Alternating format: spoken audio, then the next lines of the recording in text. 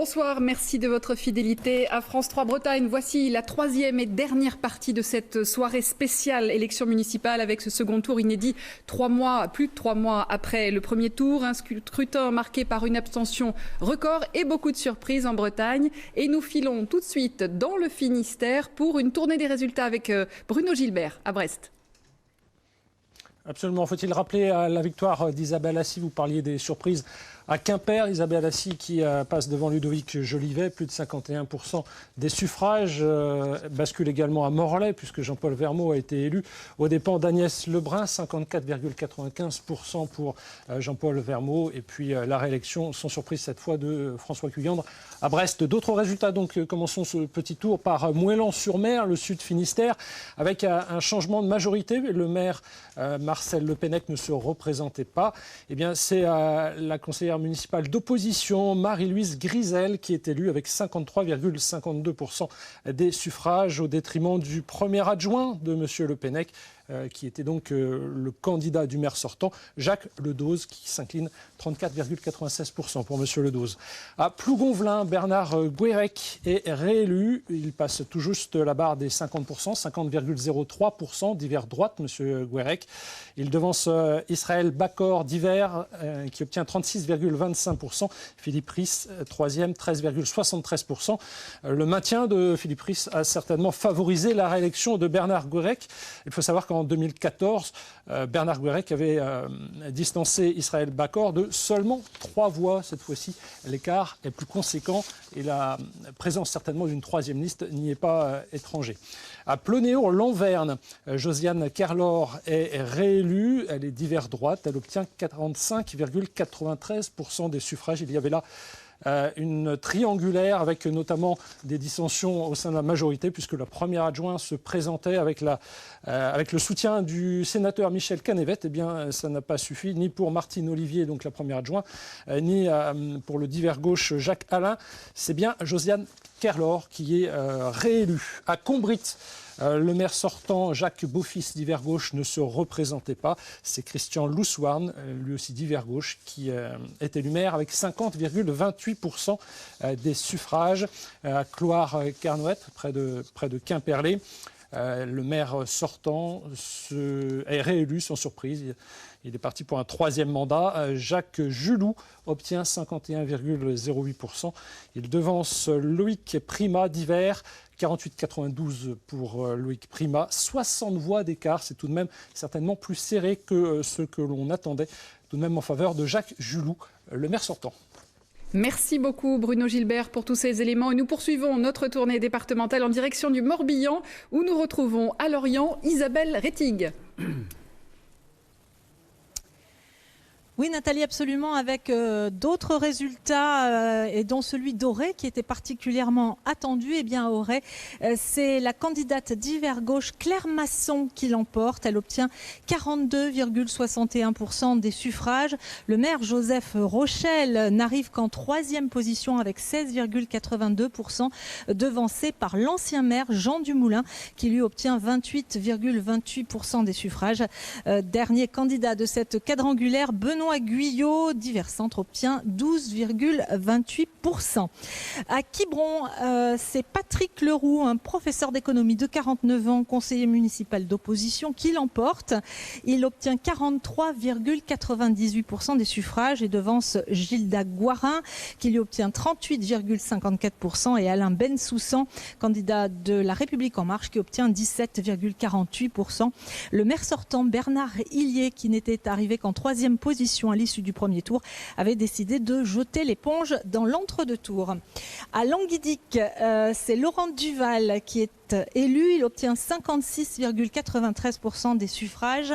Il devance Jérémy Simon, candidat d'hiver gauche, qui obtient 43,06%. Laurent Duval, qui avait fusionné avec la liste de Loïc Le Picard, arrivé en tête du premier tour. Une fusion qui a donc porté ses fruits. À Baden, élection de Patrick Evenot qui obtient 40% des suffrages. Et puis à Saint-Pierre-de-Quiberon, à l'issue d'une triangulaire exclusivement féminine, c'est Stéphanie Doyen qui l'emporte. Elle obtient 48,97% des suffrages. Je vous rappelle les deux résultats principaux de cette soirée. L'élection de Fabrice Loher à Lorient. Fabrice Loher, candidat d'hiver droite, qui obtient 35,34% des suffrages et devance Damien Girard, le candidat écologiste, qui lui obtient 32,83%. Au terme d'une élection où l'abstention a été importante, puisque le taux de participation à Lorient n'est que de 36,48%, soit un petit peu mieux qu'au premier tour. Et puis à Pontivy, eh bien, c'est la maire sortante centriste Christine Lestrade qui est réélue. Elle a obtenu 56,59% des suffrages.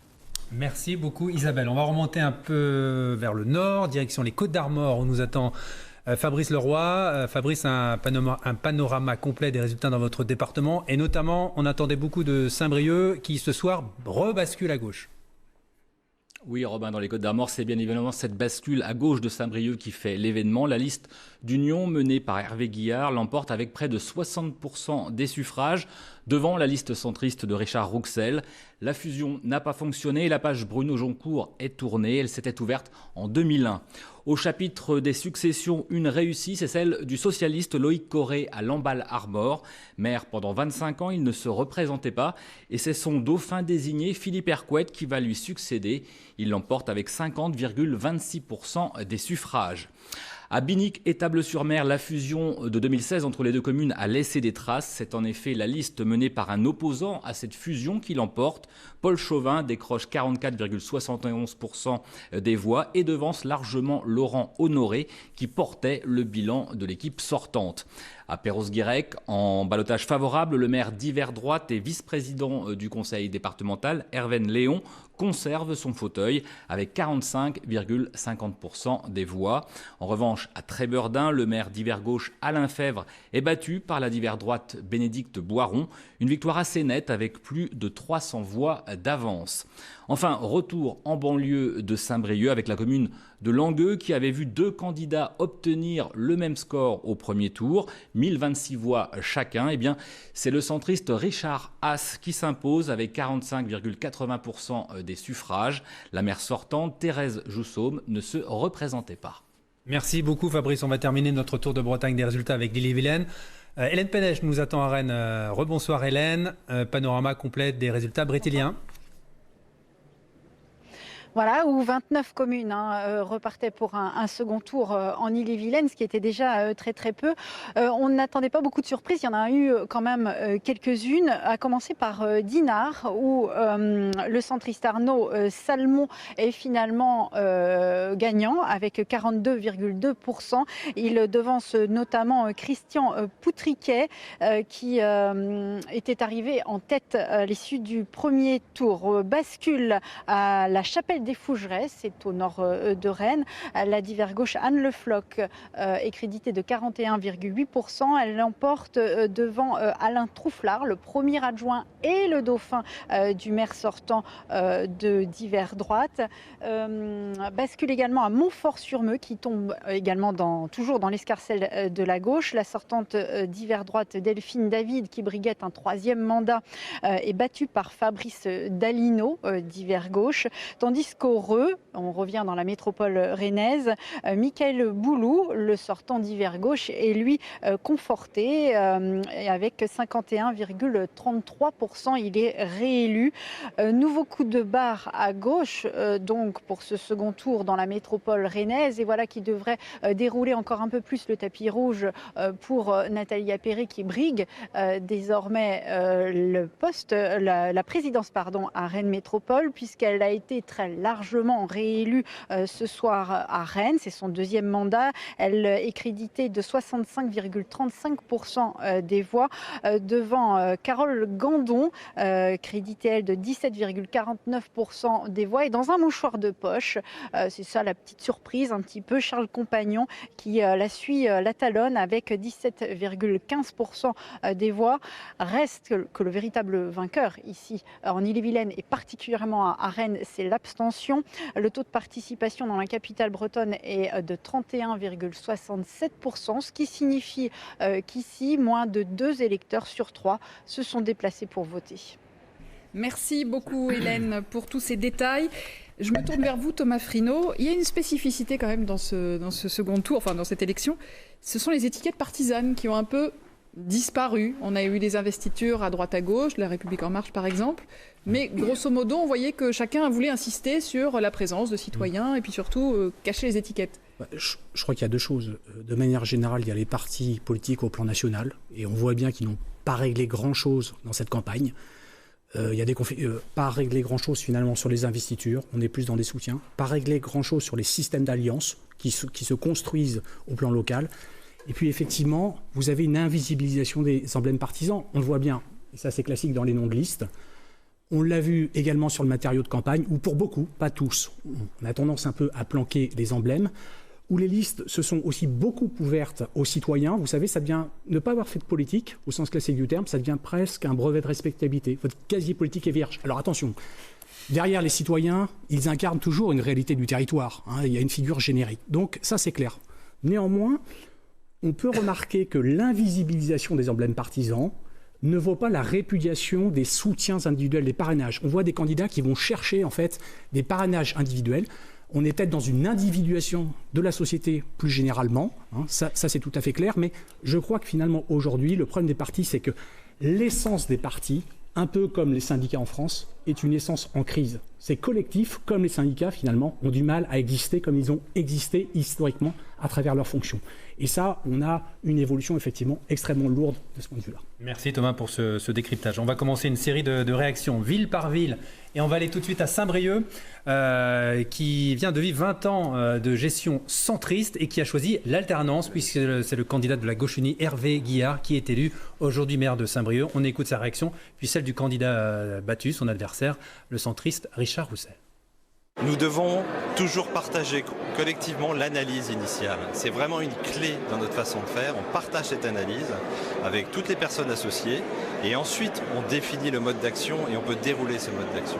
C'est ce qui n'a pas été fait pendant pas mal d'années ici à Saint-Brieuc et c'est ce qui fait que les projets n'avançaient pas ou étaient en but à la population. Nous voulons faire l'inverse. Il faut d'abord partager ensemble pour pouvoir en dérouler ensuite l'action. Il est un fait qu'on n'a pas su convaincre, en tout cas, de la sincérité de la démarche d'alliance, qui est pourtant, m'apparaît évidente et nous a semblé assez évidente, solide, articulée autour d'un projet partagé. Ça n'a pas suffi visiblement. C'est assez difficile de savoir si c'est notre famille et les gens de notre sensibilité qui n'ont pas répondu présents pour aller déposer et glisser un bulletin dans l'urne. Oui, de fait, notre électorat ne s'est pas mobilisé.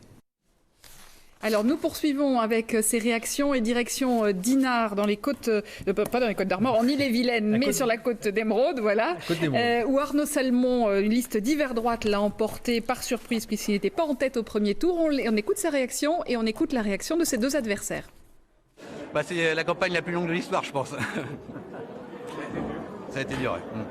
Voilà. Même pour nous pendant le confinement, donc ça n'a pas été simple de travailler. Donc on a bien démarré au moment du déconfinement. Et puis il a fallu remettre le collectif en marche et puis retrouver aussi un peu d'écoute des Dinardais qui n'étaient pas dans les élections. Et puis on a accéléré les 15 derniers jours. Bien sûr, déçu. Je pense qu'on a fait une belle campagne là, depuis octobre 2019. Le deuxième tour était un peu particulier. Moi je suis un républicain, bravo Arnaud. Donc Dinard, comme il dit, c'est notre bien commun. J'espère qu'il va en prendre soin dans les 6 prochaines années. Je pense que le plus dur commence pour lui. Donc on sera vigilant et voilà. Donc oui, je suis déçu, mais ça va pas changer le cours de ma vie. Pas du tout, c'est une franche surprise parce que je pense que c'est une espèce de duel entre deux personnalités fortes de la ville de Dinard, des générations de Dinardais, dont malheureusement je ne fais pas partie. Je pense qu'on n'a pas jugé sur les projets, on a vraiment jugé sur les personnes. Et c'est vrai que cette fois-ci, le dégagisme, c'était pas tout sauf Martina, c'était tout sauf Poutiliquet. Voilà la réaction des candidats à Dinard ce soir. Il est temps d'entamer le dernier débat de notre grande soirée électorale. Je vous présente nos 4 nouveaux invités. Florian Bachelier, bonsoir. Député LREM d'Ille-et-Vilaine. En face de vous, Paul Molac, député du Morbihan et conseiller régional, étiquette régionaliste, les régionalistes. Gilles Penel, bonsoir, vous êtes conseiller régional RN, responsable des fédérations au sein du mouvement de Marine Le Pen. Et en face de vous, Marc Le Fur, député LR des Côtes-d'Armor, également conseiller régional. Merci à tous les quatre d'être avec nous.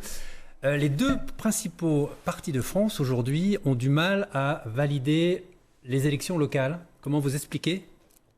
Le premier parti de France, c'est l'abstention. Il y a un Français sur 10 aujourd'hui qui s'est déplacé pour aller voter. Donc c'est plus une inquiétude qu'un constat, c'est une défaite de la démocratie locale. Et ça doit, indépendamment de nos étiquettes politiques, nous questionner justement sur la radicalisation du champ politique avec des extrêmes qui se développent et avec une abstention qui se développe grandement. Ça veut dire que le lien de confiance dont on sait qu'il est dégradé, aujourd'hui, il est rompu avec l'ensemble des élus qui représentent l'autorité en France. Et ça veut dire qu'il faut qu'on travaille, je crois, moi, sur les échéances prochaines, à une clarification essentielle des compétences, des responsabilités de tous les élus. On va y revenir. Gilles Le Penel, pas de candidat RN au second tour pour cette élection en Bretagne. Il y a un problème d'implantation aujourd'hui ? Non, il n'y a pas un problème d'implantation. Ces élections municipales, au premier tour comme au second tour, se sont passées sans les électeurs. On le voit bien. Les maires sortants ont majoritairement été réélus parce qu'ils mobilisent leur clientèle électorale. Vous savez, la clientèle électorale du maire, c'est Fifi qui a eu un appartement par le maire, etc. Et on a aujourd'hui des maires comme Madame Appéré, par exemple, à Rennes, qui est élu par un Rennais sur 5, un électeur Rennais sur 5. Et ça pose une vraie question.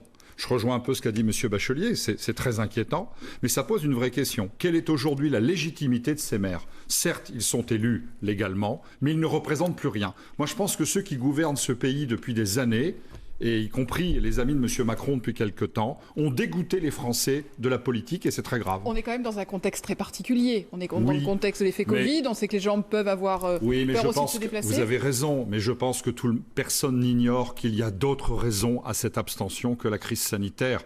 Il y a effectivement une grave crise politique en France. M. Macron a tout fait pour dépolitiser les débats.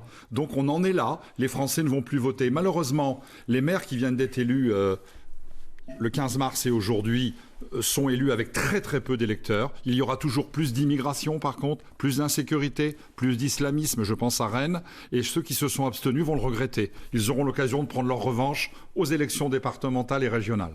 Paul Molac, problème de légitimité pour les candidats, les nouveaux maires élus ce soir ? Non, parce que vous savez bien que le système fonctionne comme ça. Et tout le monde le sait. Donc, soit on va voter, soit on n'y va pas, mais c'est un choix. Mais après, les gens qui sont élus, ils le sont, de toute façon.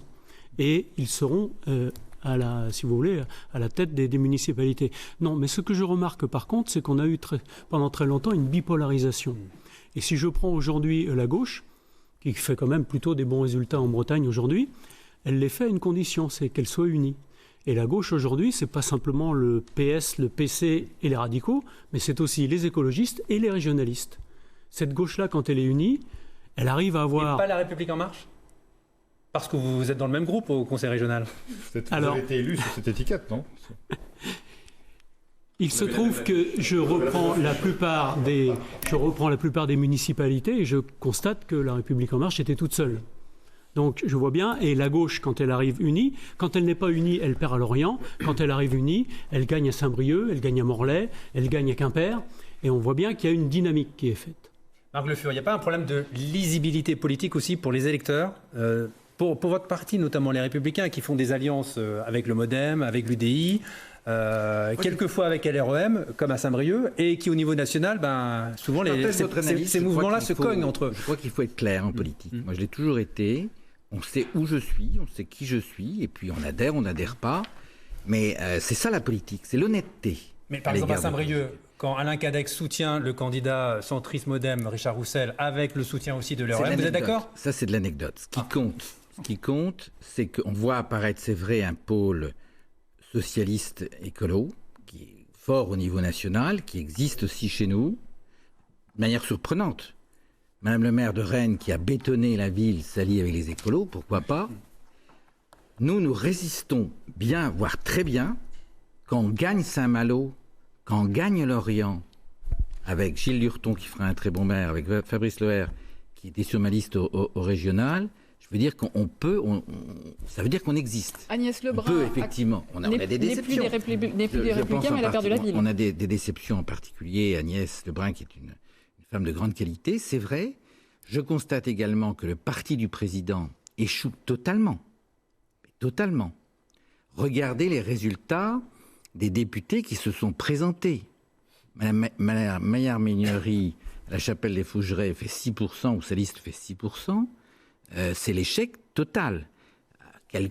Quand ils font 15-16%, c'est bien, si vous voulez. Il s'agit du parti du président de la République. Florent Bachelier, une difficulté d'implantation locale aujourd'hui ? Non, moi je rejoins le constat du président Le Fur sur le fait qu'en politique, il faut toujours dire d'où on vient et où on est assis, si j'ose dire. Moi je ne considère pas ELV comme un parti écologiste. Justement, je crois qu'il mente aux Français. C'est un parti d'extrême gauche aujourd'hui et il suffit de voir l'insincérité de M. Teurier qui a dit exactement l'inverse avec son équipe de ce qu'il disait pendant la campagne de premier tour pour s'en convaincre. Aujourd'hui, nous allons avoir... Florent Bachelier, justement, pour clarifier la situation, vous siégez avec des écologistes au sein de la majorité régionale. Non, mais écologiste, c'est pas une étiquette politique, c'est ça que j'essaye de vous dire. Au niveau local, moi je suis écologiste. Au niveau régional, il y a vraiment un gap entre ces Moi je suis écologiste et je ne suis pas ELV, mais je défends et je crois qu'on a un bilan au sein de la représentation nationale, au sein de la majorité, La République En Marche au sein de l'Assemblée nationale. Je me considère moi plus écologiste que M. Teurier ou Mme Zamor, pour vous dire les choses très clairement sur Rennes.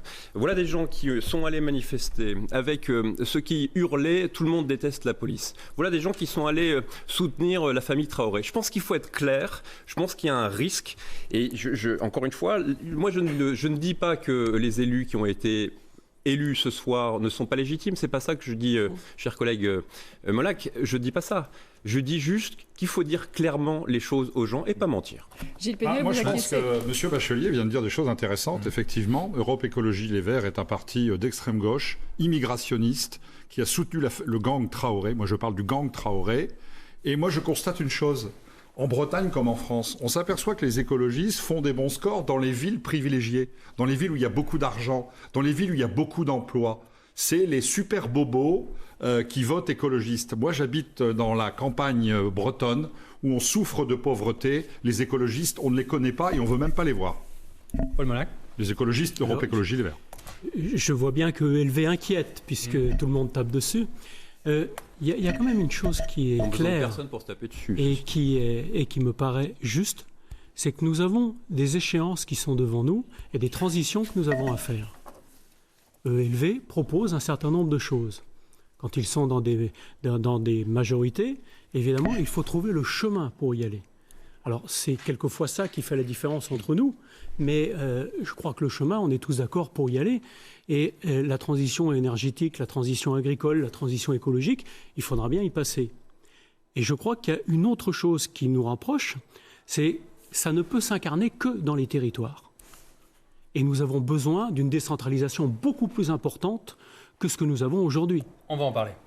Une petite pause par les réactions des candidats et notamment des élus et des perdants du côté de Morlaix. Jean-Paul Vermeau, le socialiste qui a été élu, et Agnès Lebrun qui a été battue après 2 mandats. Nous les écoutons. Au regard de l'histoire des élections à Morlaix, on pourrait presque se dire qu'effectivement la gauche y a souvent été majoritaire et malheureusement nous avons laissé passer 2 derniers mandats. Là nous avons énormément travaillé, je crois que notre présence dans l'opposition au cours de ce mandat aussi a démontré notre crédibilité. La campagne a renforcé notre programme, nous l'avons extrêmement travaillé, nous avons été assez précis sur ce que nous allions faire pour la ville en termes de regain de l'habitat, d'accompagnement économique, et nous avons aussi fait une campagne qui s'inscrivait dans une majorité de territoires. Aujourd'hui, c'est tout cela qui fait ce beau résultat. Ce qui m'intéresse, évidemment, c'est l'avenir de ma ville, l'avenir de cette ville que j'ai aimée, que j'ai servie pendant plus de 10 ans. Ce qui est important, c'est que la voix des urnes continue dans notre pays à donner le ton. Là, les urnes ont parlé et le reste se construit. C'est plus l'avenir qui m'intéresse que le passé. Voilà, bascule à Morlaix, bascule aussi à Lorient. 4 candidats se retrouvaient au second tour dans un mouchoir de poche. Et c'est finalement le candidat d'hiver droite, Fabrice Loher, qui tourne une page de la vie politique lorientaise en étant élu ce soir maire. Tout de suite, le reportage réalisé par nos équipes à Lorient.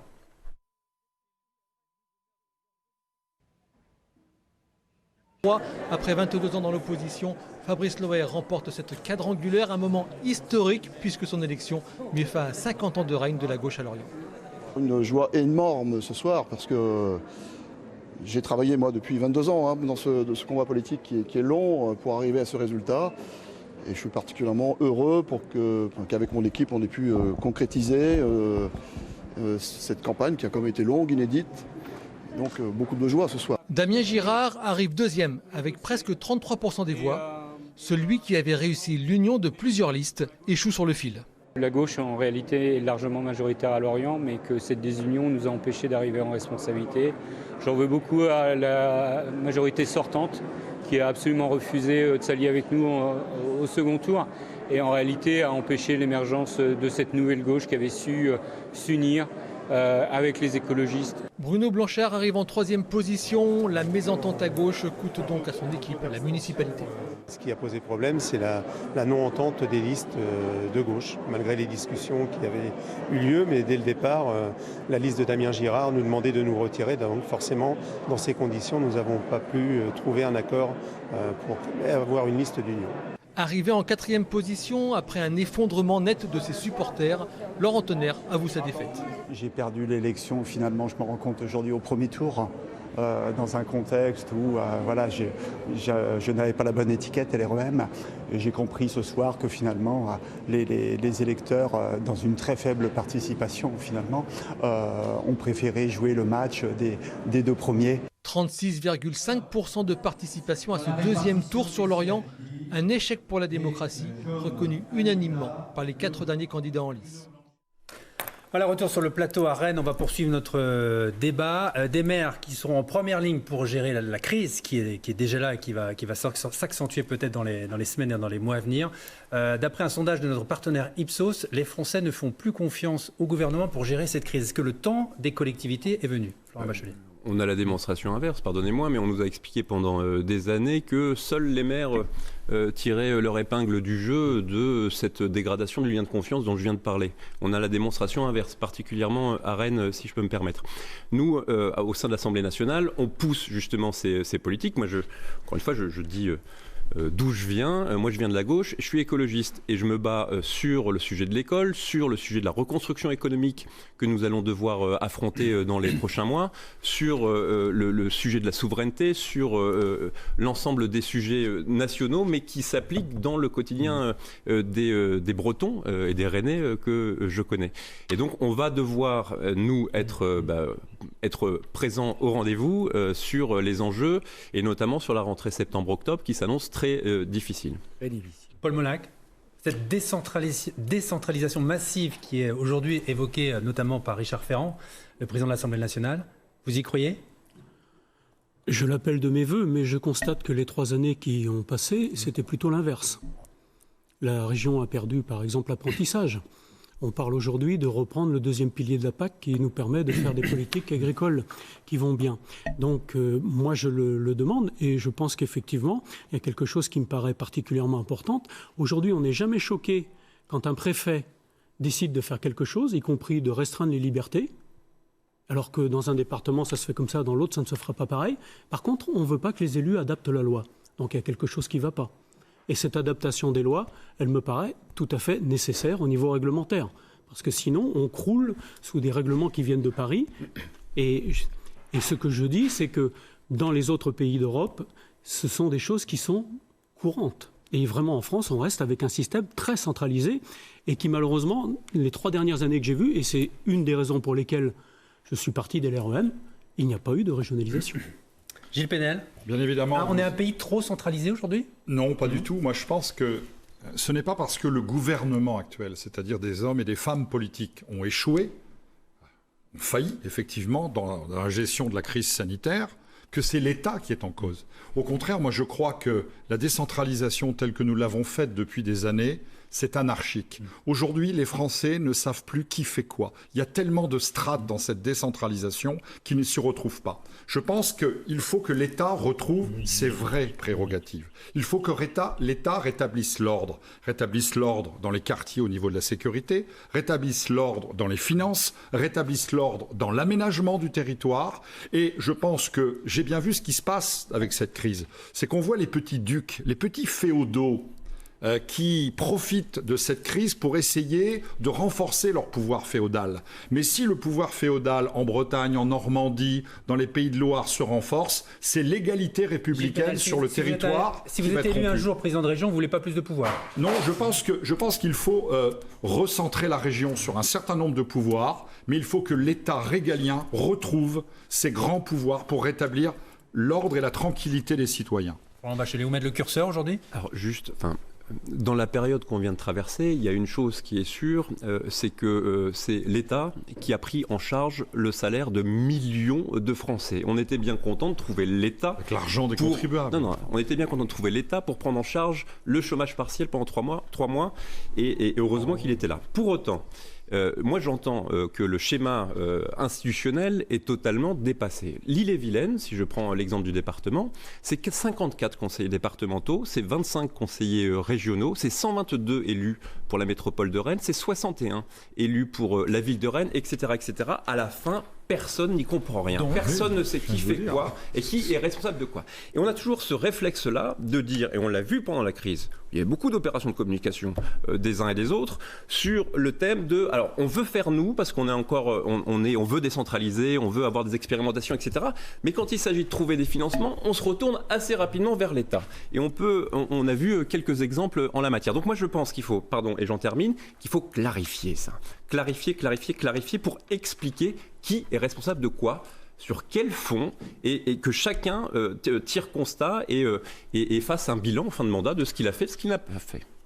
Marc Le Fur, clarifier ou décentraliser davantage? Je doute que des Jacobins, comme le président Macron, soient capables de décentraliser vraiment. Ils cherchent un prétexte, il faut décaler les élections, on l'a bien compris, il faut décaler les élections, les choses sont claires.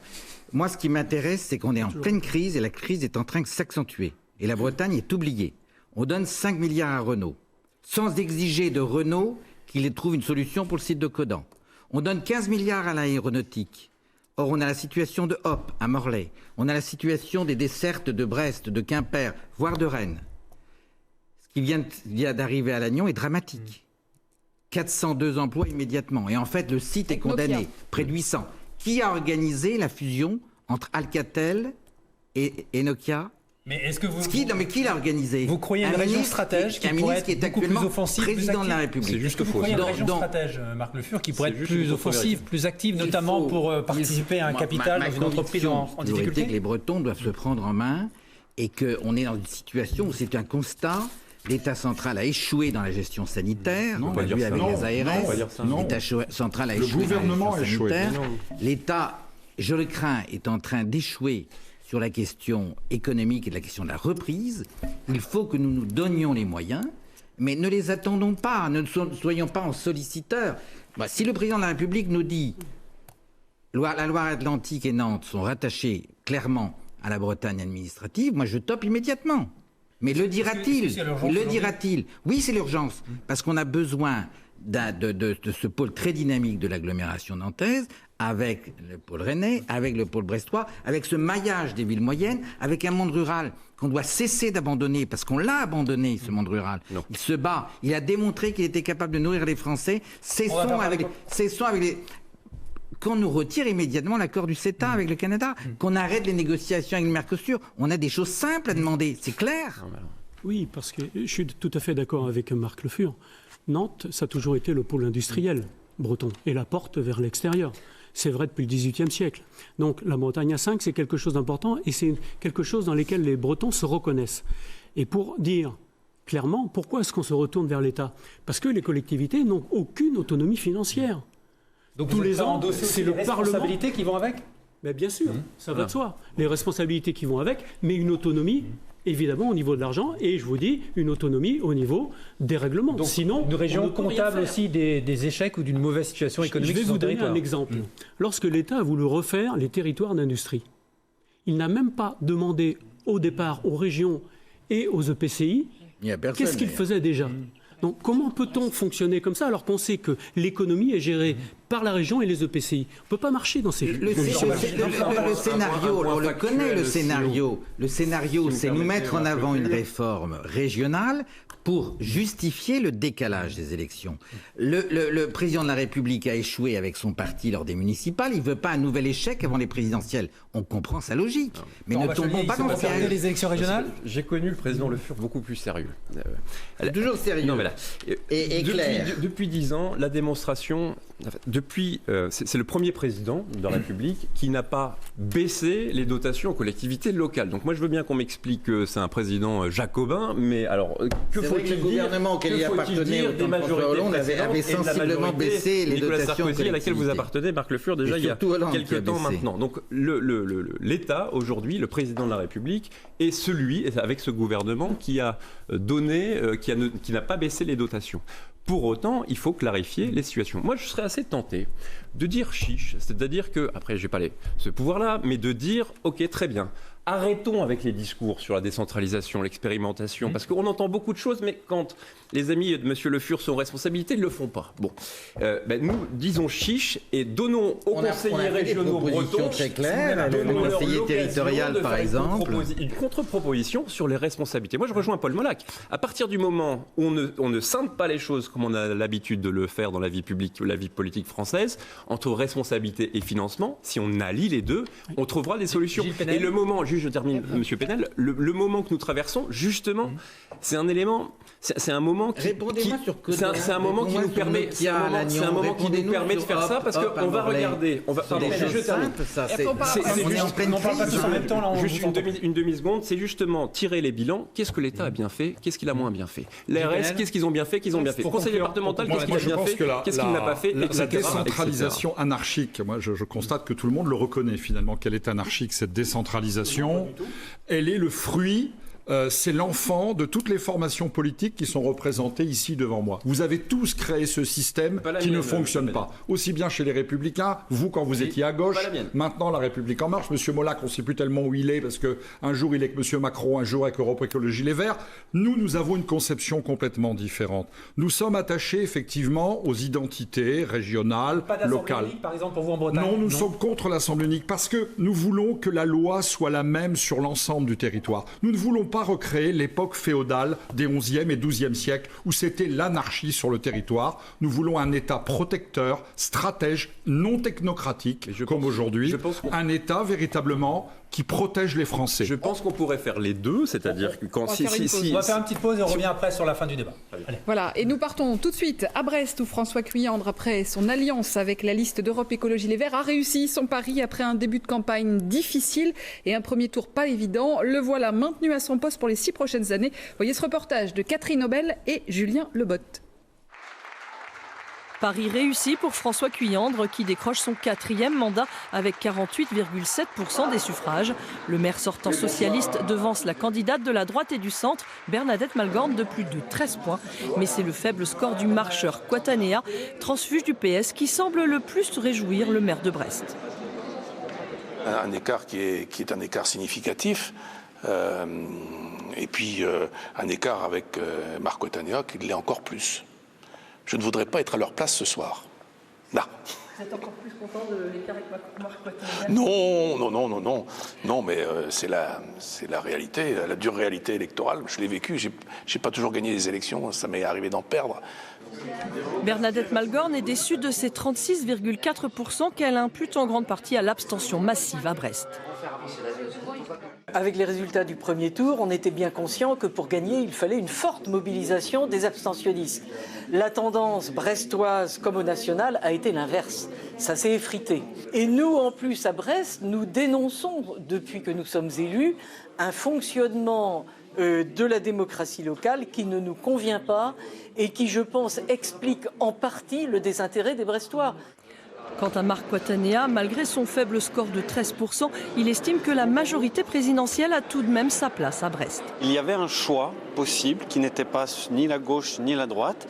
Et au fond, moi je suis avec le score qui est le nôtre. Il n'est pas négligeable, loin de là, conforté dans l'idée qu'il y a cet espace politique progressiste que nous allons construire dans ces 6 années qui viennent. À noter que le taux de participation est historiquement bas à Brest, 32% à peine. Restons dans le Finistère où la gauche est de nouveau au pouvoir à Morlaix après la victoire de Jean-Paul Vermaux. Le conseiller départemental réussit ce soir à faire revenir dans le giron de la gauche cette ville qu'Agnès Lebrun, ancienne des Républicains, dirigeait depuis 12 ans. Voyez ce reportage de Blaise Le Borgne et Sarah Bencherifa. L'emporte largement face à la maire sortante d'hiver droite Agnès Lebrun. Vous pouvez voir ces images de liesse, des soutiens de la liste Morlaix Ensemble, images tournées tout à l'heure devant la mairie juste après la proclamation des résultats. Au premier tour, Jean-Paul Vermaux ne devançait Agnès Lebrun que de 41 voix. Cette fois, ce sont bien plus de 400 voix qui séparent les deux candidats. Jean-Paul Vermaux totalise plus de 54% des suffrages. Il faut dire que le socialiste a bénéficié du report de voix lié au désistement de la deuxième liste de gauche présente au premier tour de ces élections municipales, Morlaix Alternative Citoyenne. Jean-Paul Vermaux nous disait tout à l'heure qu'il ne s'attendait pas à une aussi large victoire. On se rend compte qu'effectivement il y a eu un excellent report de voix visiblement et je tiens à remercier tous les électeurs et notamment les électeurs de la liste Morlaix Alternative Citoyenne qui se sont désistés puisqu'ils tendraient à démontrer que le report a été massif sur notre liste. On fait aussi le constat quand même d'une campagne qui a été particulièrement violente et très hargneuse. On est tombé souvent dans le caniveau, on a assez peu débattu sur le fond. Ça c'est un regret en revanche. Parce que la démocratie exige aussi qu'on débatte pour des idées. Vous avez entendu Agnès Lebrun qui souhaite quand même à son successeur de réussir, Jean-Paul Vermaux, le nouveau maire de Morlaix. Morlaix, un bastion traditionnel de la gauche, reprise par un socialiste ce soir. Merci beaucoup Bleuhen. Et on va terminer une dernière réaction avec, on va retourner sur Rennes, la capitale de la Bretagne, avec la réaction de Charles Compagnon qui arrive en 3e position à l'issue de ce second tour, battu largement par Nathalie Appéry et à quelques voix par Carole Grandon. On écoute la réaction du candidat de la droite et du centre. Mon sentiment, c'est l'émotion et responsabilité, parce que voilà, je suis rentré en campagne hyper tard, j'étais connu de très peu de Rennais. Et puis voilà, il y a des Rennais, il y a un peu plus de 17% des gens qui ont exprimé leur vote qui m'ont fait confiance, qui nous ont fait confiance. Donc fierté, responsabilité et puis émotion, parce que à partir du 3 juillet, je serai élu à la mairie de Rennes, cette ville que j'aime tant. Donc voilà la réaction vraiment à chaud ce soir, parce que je viens d'apprendre les résultats il y a quelques minutes. C'est extrêmement difficile d'expliquer et de mobiliser les gens qui ne sont pas en politique pour leur dire que même si on ne va pas gagner, il est important d'aller voter. C'était extrêmement compliqué d'expliquer qu'il faut faire vivre la démocratie à Rennes. Il faut une opposition, il faut qu'on parle clairement puisqu'on avait l'intention de travailler. Donc c'était compliqué de mobiliser effectivement un électorat qui disait mais pourquoi aller voter si finalement on nous donne perdant. On a quand même réussi à progresser, donc le message a quand même été entendu. Voilà, il nous reste 2 minutes avant la fin de cette soirée électorale. Un dernier tour de table. Votre position sur ce projet de report des élections départementales et régionales, pour ou contre, Florent Bachelier ? Moi, je veux terminer mon point de tout à l'heure parce qu'il est lié, M. Penel. Rapidement. On parlait ça n'est pas incompatible de militer pour une Assemblée de Bretagne et peut-être à 5 départements et un État fort. Moi, je pense qu'il nous faut dans ce pays, un État qui assume ses responsabilités et donc plus fort, et des collectivités locales plus libres, mais qui assument également leurs responsabilités. Et je pense, juste pour terminer, que c'est comme ça qu'on retissera le lien de confiance et qu'on aura plus de Français qui iront voter.